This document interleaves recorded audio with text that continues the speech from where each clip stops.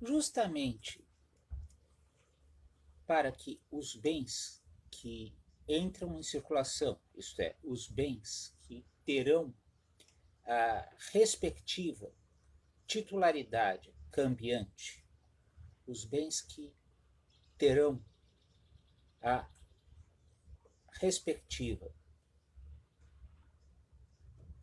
titularidade trocada, que terão os proprietários substituídos uns pelos outros, justamente para que a circulação se apresente como uma troca, isto é, como uma operação em que a perda da propriedade implique uma efetiva compensação, nós vamos encontrar justamente a temática do preço como uma das mais importantes em sede de política econômica. E quando se vai falar nos preços, vai se falar nos critérios para a respectiva fixação. E, em princípio, os preços, como elementos que são essenciais a todo contrato oneroso, serão estabelecidos livremente pelas partes. Entretanto, nós vamos ultrapassando a visão estritamente privatística, observar que os critérios para a respectiva fixação serem deixados livremente ao interesse das partes ou às oscilações do mercado, ou serem fixados por ato de autoridade, vão compor a política econômica referente à circulação. E, para iniciarmos o debate, nós vamos trabalhar precisamente a noção dos preços de mercado, que serão aqueles que vão variar a partir das flutuações da oferta e da procura.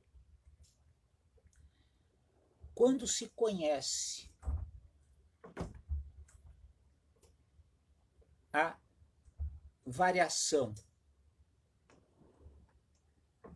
em função dos movimentos da oferta e da procura, aquilo que esteja fora de tais parâmetros vai se apresentar ou como um preço abusivo ou como um preço vil. Sob o ponto de vista jurídico, a identificação da vileza do preço vai se tornar relevante no momento em que se vai, por exemplo, proceder à verificação da validade ou invalidade da conversão de uma garantia ofertada em execução em dinheiro. Um bem que tenha sido arrematado por preço vil terá de retornar ao patrimônio do devedor e a venda deverá ser anulada, justamente porque não se terá realmente composto o sacrifício do direito do devedor para o atendimento do direito do credor. Ter-se-á tão somente realizado um sacrifício a maior do direito do devedor.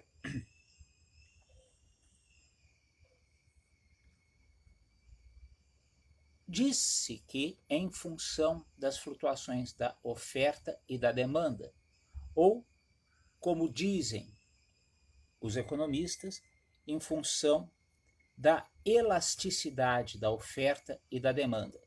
Entretanto, este fenômeno, o da elasticidade da oferta e da demanda,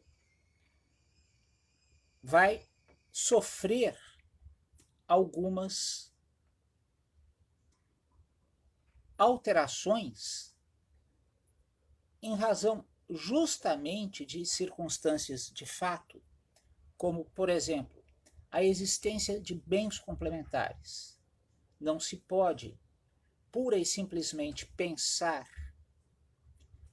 em termos de elasticidade da oferta e da demanda de impressoras sem se pensar no número de cartuchos voltados a fazê-las imprimir.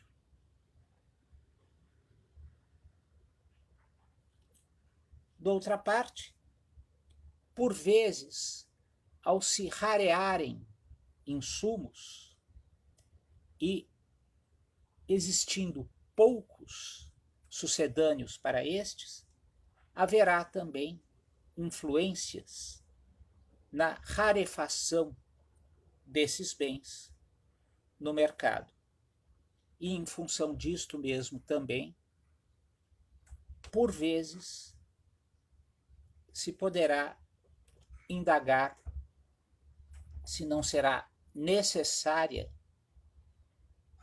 em tais situações, uma atuação do Estado no sentido de assegurar o não esgotamento desses bens ou o provimento contínuo desses bens, consoante a respectiva essencialidade. Também se toma em consideração a ideia dos preços de mercado quando se vai na substituição tributária para a frente, aqui uma interface evidente entre o direito econômico e o direito tributário. Quando se vai na substituição tributária para a frente, estimar o valor do preço pelo qual o bem em questão será vendido pelo substituto. Esta é uma presunção que se estabelece, pode ser derrubada mediante prova em contrário, de que o bem, ao ser vendido pelo substituto, sê-lo-á por aquele determinado preço e não por menos, pelo substituído. Será por aquele determinado preço e não por menos. O Supremo Tribunal Federal entendia que bastava ter sido realizada a venda para que se considerasse consolidado nos termos do parágrafo 7º do artigo 150 da Constituição, consolidado o crédito do poder público sem autorizar-se a restituição ao substituto tributário. Entretanto, a partir da segunda década do século XXI, o Supremo Tribunal Federal passou a entender que, se o preço praticado pelo substituto fosse inferior ao do substituído, este teria direito à reposição. De qualquer modo, é estabelecida justamente como base de cálculo o preço praticado no mercado, em regra. E entra também aqui um conceito que provém do pensamento tomista, que é o de preço justo. O preço justo, para dizer-se a verdade, de certo modo, vai mitigar a noção do preço de mercado. O que será o preço justo? Será aquele que não seja nem tão aviltante, que não permita a recomposição dos custos, e nem tão elevado que se possa considerar abusivo. E o preço acima do preço justo nem sempre será considerado abusivo. E quando nós teremos, ele só será abusivo, em realidade, quando ele implicar uma extrema desproporção entre o custo e o lucro a ser buscado. Aliás, a noção do aumento arbitrário de lucros, que será estudada mais adiante, quando se estiver a trabalhar com o Instituto da Repartição, é um dos configuradores do abuso do poder econômico nos termos do parágrafo 4º do artigo 173 da Constituição. Mas dir-se-á o que é o preço justo? Será aquele que vai tomar em consideração, do lado da demanda ou da procura, o número de pessoas que são possíveis adquirentes do bem em questão, ao qual se vai precificar, vai dialogar com a faixa remuneratória média das pessoas que irão procurar este bem. Um preço justo para o caviar não será o preço justo para o arroz.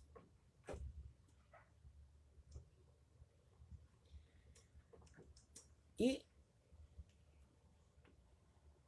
também o próprio significado do bem que se tenha em consideração em relação à respectiva essencialidade, em relação ao seu valor cultural e tantas outras.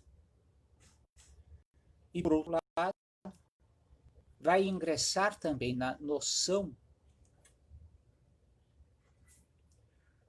do